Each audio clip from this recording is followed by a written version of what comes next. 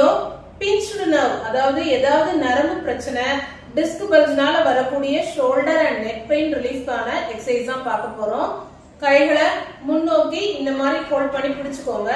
மெதுவா கழுத்தை கீழே, அதாவது சின்ன இங்க டச் பண்ற அளவு ஃப்ளெக்ஸ் பண்ணிக்கோங்க. எந்த சைடு, இப்ப ரைட் சைடு வலிக்குது அப்படின்னா லெஃப்ட் சைடு மெதுவா கொண்டுட்டு போங்க. இந்த பொசிஷன்ல ஒரு 5 செகண்ட் ஹோல்ட் பண்ணுங்க. தென் நார்மலுக்கு வந்துருங்க. மறுபடியும் இந்த மூமெண்ட்டை ரிப்பீட் பண்ணுங்க. மெதுவா ஒரு ஸ்ட்ரெச் கிடைக்கும். ஸோ இதே மூமெண்ட்டை ஆப்போசிட் சைடும் ஒரு 3 தடவையாவது பண்ணியிருக்கணும். இந்த சைடு 10 தடவை பண்ணியிருக்கணும்.